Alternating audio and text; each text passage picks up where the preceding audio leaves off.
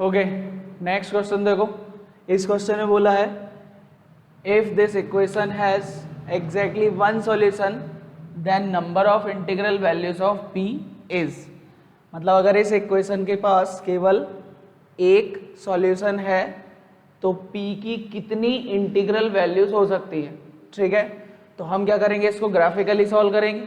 हम इसका ग्राफ अलग बनाएंगे और p का ग्राफ अलग, मतलब y equal to this side का ग्राफ अलग और y equal to this side का ग्राफ अलग। तो इसका ग्राफ बनाने के लिए हम पहले इसको सिंप्लीफाई करते हैं।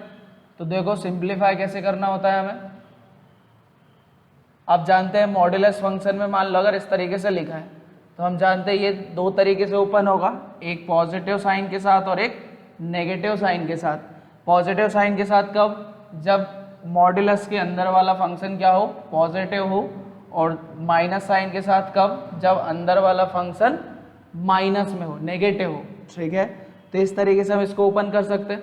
तो यहाँ पे किस तरीके से हम ओपन करेंगे, देखो आप सोचो x माइनस 2 का क्रिटिकल पॉइंट क्या होगा 2 और इसका क्रिटिकल पॉइंट क्या होगा -1। तो इसको हम कितनी ब्रांचेस में तोड़ेंगे, 3 ब्रांच में।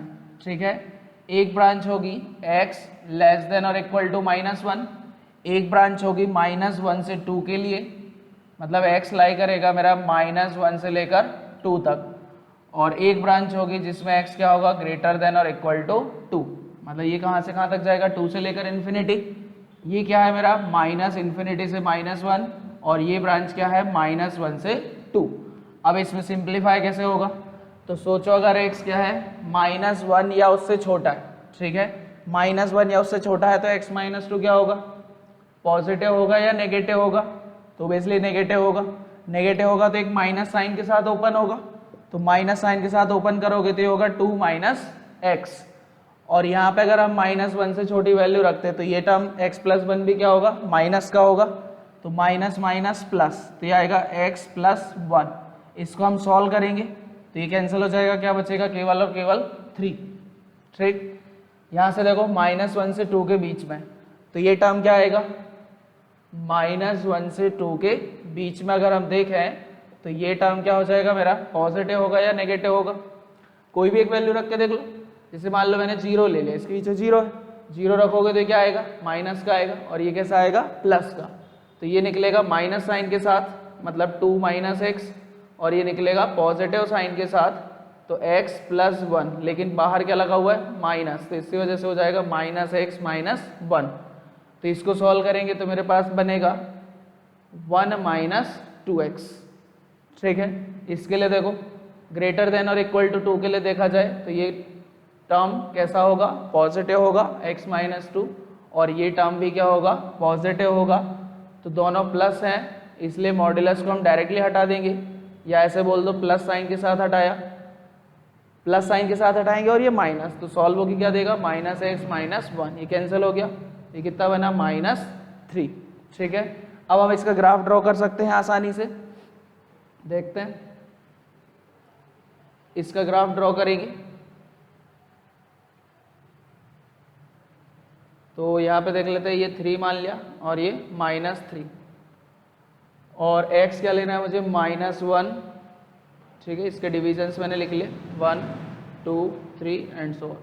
तो अगर x मेरा ग्रेटर देन इक्वल टू 2 है तो किसका ग्राफ आएगा -3 का, तो इधर से ग्राफ आ जाएगा ऐसे, -1 से 2 के लिए 1 - 2x का ग्राफ, और लेस देन और इक्वल टू -1 के लिए 3 का ग्राफ, तो यहाँ पे ग्राफ आएगा 3 का इधर के लिए, और ओबियसली कंटिन्यूस है तो ये बीच में आएगा।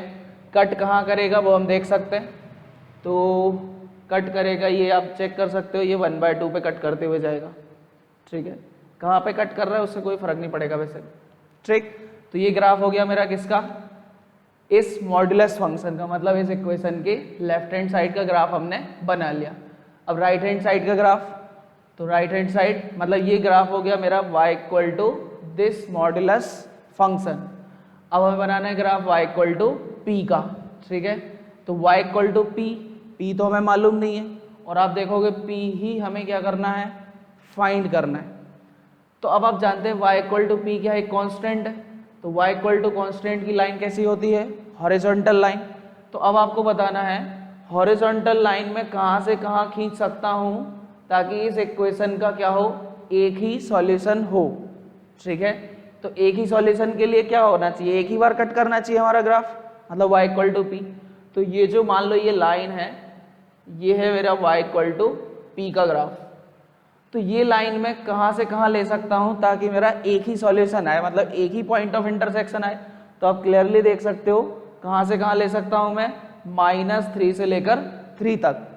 मतलब ये p की वैल्यू बता रहा हूँ, p की वैल्यू कहाँ से कहाँ हो सकती है, -3 से 3, मगर एग्जैक्टली -3 या 3 नहीं हो सकती, क्योंकि अगर एग्जैक्टली 3 होगा तो ये लाइन इधर आ जाएगी जिससे ये ओवरलैप कर जाएगी और इनफाइनाइट सॉल्यूशन हो जाएंगे। तो p क्या हो सकता है, p हो सकता है -3 से 3 तक। और ऐसा करने से क्या होगा, आपका एक ही सॉल्यूशन होगा, एग्जैक्टली वन सॉल्यूशन। बट हमें क्या बताना है, p की इंटीग्रल वैल्यूज बतानी है। तो p की इंटीग्रल वैल्यूज हो सकती हैं -2, -1, 0, 1, 2। तो कितनी इंटीग्रल वैल्यूज हो गई, 5। तो इट्स आंसर इज 5। ठीक है, ओके। नेक्स्ट क्वेश्चन, इसमें बोला है let a and b are positive numbers such that a minus b equal to 10, then smallest value of constant k for which this inequality holds for all x greater than 0। ठीक, तो यहाँ पे हम कैसे solve करेंगे, यहाँ पे आप सबसे पहले देखो a माइनस बी गिवन है हमें, a minus B equal to क्या है, 10 दे रखा है। तो आप इस इनइक्वालिटी को सिंप्लीफाई करो और कोशिश करो कि क्या बन जाए, a माइनस बी। क्यों, क्योंकि उसकी वैल्यू हमें 10 दे रखी है। तो इसको हम सिंप्लीफाई करेंगे, और सिंप्लीफाई मीन्स क्या कर सकते हैं, रैशनलाइज कर सकते हैं। इसको रैशनलाइज करेंगे तो हमें मिलेगा a minus B into X divided by under root X square plus A X plus under root X square plus B X. अब न्यूमरेटर डिनोमिनेटर दोनों में इस टर्म से मल्टीप्लाई करना, न्यूमरेटर में ये टर्म क्रिएट हो जाएगा। ठीक, और लेस देन क्या बोल रखा है, के बोल रखा है। अच्छा, अब यहाँ पे देखो एक चीज़ और बोली है, x क्या है, पॉजिटिव है। ठीक है, मतलब x पॉजिटिव लेके चलेगी। तो अगर पॉजिटिव तो मैं दोनों तरफ न्यूमरेटर और डिनोमिनेटर दोनों को x से भी डिवाइड कर सकता हूँ, तो उसको डिवाइड कर देते हैं और a माइनस बी की वैल्यू पुट कर देते हैं। तो जब x से डिवाइड करेंगे, यहाँ का x कैंसिल, यहाँ पे सिंप्लीफाई करेंगे तो बन जाएगा 1 प्लस a अपॉन एक्स। ठीक है ना, इस टाइप से बन जाएगा, प्लस अंडर रूट में 1 प्लस b अपॉन एक्स। ठीक, लेस देन के, ये इस टाइप से क्रिएट हो जाएगा। अब हमें क्या बतानी है, k की स्मॉलेस्ट वैल्यू बतानी है, smallest value of constant k for which this inequality holds. तो k की क्या स्मॉलेस्ट वैल्यू ले सकते हैं। ठीक है, मतलब मैं k को क्या ले लूँ, 5 ले लूँ, 6 ले लो, या 2, 3 क्या ले सकते हैं, तो ये हमें पता करना है। ठीक है, तो अब आप पहले इसका रेंज पता कर लो। इस LHS में जो भी एक्सप्रेशन दे रखा है उसका रेंज पता कर लेते हैं। क्यों, क्योंकि x तो मालूम है हमें, x क्या है, ग्रेटर देन 0 है। तो अब आप सोचो, अगर x ग्रेटर देन 0 है, मतलब x क्या है, 0 से इन्फिनिटी तक बोल सकते हैं। तो a, अच्छा a भी कैसा बोल रखा है, पॉजिटिव, a एंड b क्या है, पॉजिटिव है। तो a अपॉन एक्स हो चाहे b अपॉन एक्स हो, दोनों ही क्या होंगे, 0 से इन्फिनिटी होंगे। भाई x का रेसिप्रोकल है ना ये, तो 0 से इन्फिनिटी का रेसिप्रोकल निकालोगे, वो भी 0 से इन्फिनिटी आएगा, उसमें 1 ऐड कर दिया। ठीक है ना, मतलब इस रूट के अंदर वाला जो टर्म है उसका रेंज क्या हो जाएगा, 1 से इन्फिनिटी। ठीक है, फिर 1 से इन्फिनिटी का स्क्वायर रूट, वो भी 1 से इन्फिनिटी। ठीक है, और यहाँ का ये साथ में प्लस हो रहा है, तो क्या हो जाएगा, 2 से इन्फिनिटी। तो मतलब डिनोमिनेटर में जो टर्म लिखा है उसका रेंज क्या होगा, 2 से इन्फिनिटी होगा। ठीक है ना, 2 मिल सकता है, 2 हमें मिल जाएगा। मतलब ये जो डिनोमिनेटर है उसका रेंज क्या हो जाएगा, 2 से इन्फिनिटी। फिर 10 अपॉन दिस डिनोमिनेटर, तो इसका रेंज क्या होगा, इसका रेंज क्या होगा, तो इसका रेंज आ जाएगा आपका 0 से 5, 0 पे ओपन 5 पे क्लोज। इसका रेंज आ जाएगा 0 से 5। ठीक है, तो अब आप ये बताओ यहाँ का एक्सप्रेशन जो है उसका रेंज क्या है, 0 से 5 है। ठीक है, तो मैं k मिनिमम क्या ले सकता हूँ, आप खुद सोचो। क्या मैं k को 2 ले सकता हूँ? नहीं, क्योंकि यहाँ पे जो वैल्यू 3, तो ये तो इनइक्वालिटी रिवर्स हो जाएगी। मतलब मैं k को मतलब छोटा से छोटा मैं क्या k ले सकता हूँ, 5 ले सकता हूँ। ठीक है, बड़े से बड़ा तो कोई भी ले लो, 7 ले लो, 8 ले लो, तब भी ये इनइक्वालिटी होल्ड कर जाएगी। बट स्मॉलेस्ट वैल्यू क्या हो सकती है k की, 5। तो यहाँ पे आंसर हो जाएगा 5, स्मॉलेस्ट k इज 5। ठीक, तो इसका आंसर होगा 5। ओके, तो नेक्स्ट क्वेश्चन देखते हैं। इसमें लिखा है sum of all possible solutions of this equation. तो इसके हमें क्या करना है, जितने भी सॉल्यूशंस होंगे उन सभी सॉल्यूशंस का सम फाइंड करना है। ठीक, तो पहले हम देखते हैं, इसमें सिग्नम दे रखा है और कुछ टर्म्स डिनोमिनेटर में भी हैं, तो हम पहले इनको सिंप्लीफाई करके देखते हैं कि क्या टर्म्स क्रिएट होंगे। तो देखो जरा, यहाँ पे दिख रखा है हमें signum 1 minus modulus x minus 2, इसके फैक्टर्स निकालेंगे तो आएगा x प्लस 6, x प्लस 4, ये फैक्टर्स आ जाएंगे। डिनोमिनेटर में देखेंगे तो लिखा है x square plus 1, x plus 4, इसके फैक्टर्स निकालेंगे तो आएगा x प्लस 4, x माइनस 3, नहीं 6 और 2 बनेगा ये, x प्लस 6, x माइनस 2। ठीक है, तो इसके फैक्टर्स हमने निकाल लिए। अब हम यहाँ पे देखेंगे तो x माइनस 2 कैंसिल हो रहा है, x प्लस 6 कैंसिल हो रहा है और x प्लस 4 कैंसिल हो रहा है। बट यहाँ पे जब भी हम फैक्टर्स कैंसिल करते हैं न्यूमरेटर और डिनोमिनेटर से, तो हम यहाँ पे लिख सकते हैं x माइनस 2 0 नहीं है, क्योंकि हमने x माइनस 2 को कैंसिल करा। x प्लस 6 0 नहीं है और x प्लस 4 0 नहीं है।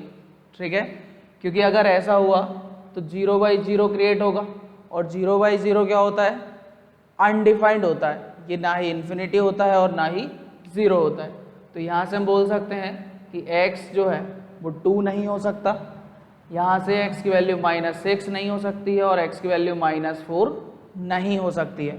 मीन्स जो भी सॉल्यूशंस आएंगे उनमें ये 3 वैल्यू हम नहीं लेंगे। क्लियर, क्योंकि इनके लिए ये एक्सप्रेशन डिफाइन ही नहीं होगा। ठीक है, अब यहाँ पे देखो जो बचा उसका भी रेंज हम फाइंड कर लेते हैं। तो यहाँ से क्या बचा मेरे पास, 1/x स्क्वायर प्लस 1। आपको रेंज फाइंड करना आता होगा, इसका जब आप रेंज फाइंड करेंगे तो आंसर आएगा 0 से 1। इसका रेंज क्या हो जाएगा, 0 से 1। ठीक, फिर इसका मॉड्यूलस फाइंड करोगे, वो भी 0 से 1 आ जाएगा। फिर 1 में से इसको सब्ट्रैक्ट करोगे, मतलब 1 में से जब आप इसको सब्ट्रैक्ट करोगे तो आपको मिलेगा 0 से लेकर 1। ठीक है, 1 को जब सब्ट्रैक्ट करोगे तो ये आ जाएगा 0 से लेकर 1। फिर उसका सिग्नम, तो अब सिग्नम देखो, अगर मैं यहाँ 0 हटा दूँ तो जो वैल्यूज है वो पॉजिटिव है, तो पॉजिटिव का सिग्नम होता है 1 और 0 का सिग्नम 0 होता है। ठीक है, 0 का सिग्नम क्या होता है, 0 होता है। तो यहाँ पे आपको अलग अलग लेके चलना पड़ेगा, आपको यहाँ पे अलग अलग लेकर चलना पड़ेगा कि मेरा ये जो रेंज है वो क्या है, वो रेंज क्या है मेरा, 0 से 1 है। ठीक है ना, 1 भी आ सकता है, बट 0 से 1 के लिए सिग्नम के अंदर क्या बनेगा, पॉजिटिव बनेगा, और पॉजिटिव का सिग्नम क्या हो जाएगा, 1 हो जाएगा। तो इसका मतलब हम सीधा सा ये ले लेते हैं कि इस सिग्नम की वैल्यू क्या होगी, 0 बनेगी और 1 बनेगी। ठीक है, तो अभी के लिए मानता हूँ कि सिग्नम क्या है, 0 है। ठीक है ना, मतलब ये जो वैल्यू यहाँ पे दे रखी है मॉड x प्लस 2 माइनस 3, इसको हमें 0 के लिए भी सॉल्व करना है, और मॉड x प्लस 2 माइनस 3 इसको 1 के लिए भी सॉल्व करना है। ठीक है, क्योंकि हम जानते हैं इसका रेंज जो आएगा उसके अकॉर्डिंग सिग्नम की 2 वैल्यू मिल सकती हैं, या तो 0 मिल सकती है या 1 मिल सकती है। तो 1 के लिए हम इसको सिंप्लीफाई करते हैं। जैसे ही यहाँ पे मॉड हटाओगे तो RHS साइड क्या हो जाएगा, plus minus mod x plus 2 equal to क्या हो जाएगा, 4 और 4 हो जाएगा, है ना, 1 प्लस का लेंगे तो 4 आ जाएगा, और माइनस का लेंगे तो क्या मिलेगा मुझे, प्लस में 2, प्लस का 2। फिर यहाँ से x निकालेंगे, अलग अलग करना पड़ेगा, mod x plus 2 equal to 4, mod x plus 2 equal to 2, तो यहाँ से x की वैल्यू 0 और माइनस का 4, यहाँ से सॉल्व करेंगे तो x की वैल्यू 2 और माइनस का 6, तो 2 माइनस 6 और माइनस 4, ये तीनों इस वजह से रिजेक्ट हो गए, क्या बचा 0, है ना। और यहाँ पे देख लेते, तो यहाँ पे आ जाएगा मेरे पास mod x plus 2 equal to 3, क्योंकि 0 तो तभी होगा जब अंदर वाला 0 होगा, ठीक है। तो यहाँ से क्या मिला मुझे, मॉड मतलब x plus 2 equal two plus minus 3, mod 3 लेंगे और माइनस 3, तो 3 के लिए 1 आ जाएगा, उसके लिए माइनस 5 आ जाएगा। ओके, यहाँ पे ये आ गया। बट हम जानते हैं कि ये जो हमने 0 लिखा है यहाँ पे, ठीक है, ये 0 कब आएगा, जब यहाँ एग्जैक्टली 0 बनेगा। भाई सिग्नम 0 आंसर कब देगा, 0 का सिग्नम 0 होता है, तो ये अंदर वाली वैल्यू 0 कब बनेगी, जब ये मॉड के अंदर क्या बन रहा हो, 1 बन रहा हो।